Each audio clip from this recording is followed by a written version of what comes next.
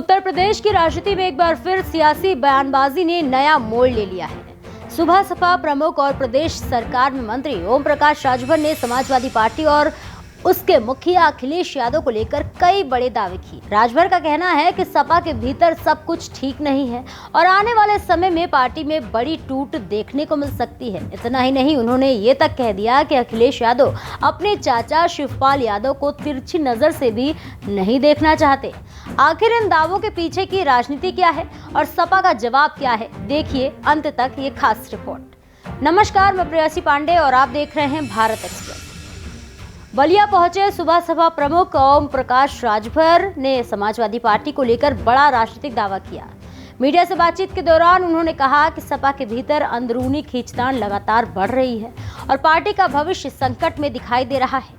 राजभर ने दावा किया है कि सपा प्रमुख अखिलेश यादव अपने चाचा और पार्टी के वरिष्ठ नेता शिवपाल सिंह यादव को महत्व नहीं देते। उनके मुताबिक दोनों नेताओं के बीच रिश्ते सामान्य नहीं हैं और यही स्थिति आगे चलकर पार्टी के लिए मुश्किलें खड़ी कर सकती है। ओम प्रकाश राजभर यही नहीं रुके, उन्होंने भविष्यवाणी करते हुए कहा कि आने वाले समय में समाजवादी पार्टी में टूट हो सकती है। राजभर ने महाराष्ट्र की शिवसेना और पश्चिम बंगाल की टीएमसी का उदाहरण देते हुए कहा कि जिस तरह उन दलों में बगावत देखने को मिली, उसी तरह ठीक सपा में भी असंतोष बढ़ रहा है।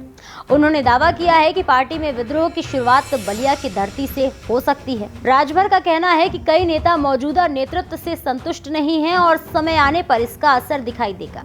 ओम प्रकाश राजभर ने सपा सांसद राजीव राय को लेकर भी सवाल खड़े किए। उन्होंने दावा किया है कि केंद्रीय गृह मंत्री अमित शाह और राजीव राय की कथित मुलाकात के बाद राजनीतिक चर्चाएं तेज हुई हैं।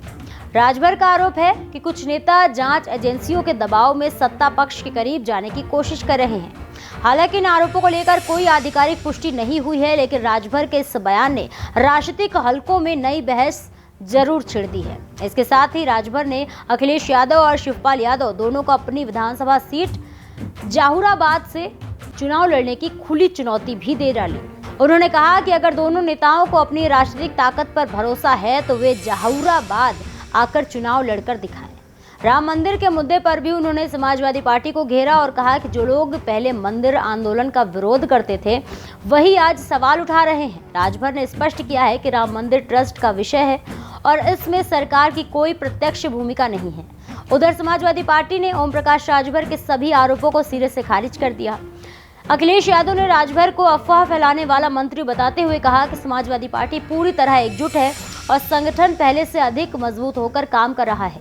अखिलेश यादव का आरोप है कि भाजपा और उसके सहयोगी दल लगातार विपक्षी दलों को कमजोर दिखाने की कोशिश कर रहे हैं, लेकिन जनता इन राजनीतिक चालों को समझ रही है। सपा सांसद राजीव राय ने भी अपने ऊपर लगे आरोपों को बेबुनियाद बताया।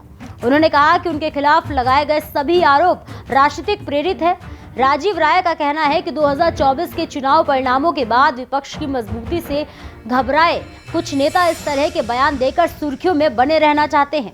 वहीं अपनी पार्टी के विधायकों को लेकर उठे सवालों पर भी ओम प्रकाश राजभर को सफाई देनी पड़ी। उन्होंने दावा किया है कि उनकी पार्टी के अधिकांश विधायक उनके साथ मजबूती से खड़े हैं और किसी बड़े विभाजन की बात पूरी तरह गलत है। फिलहाल इस खबर में इतना ही। ऐसे ही और भी तमाम खबरों को देखने के लिए जुड़े रहिए मेरे साथ भारत एक्सप्रेस पर।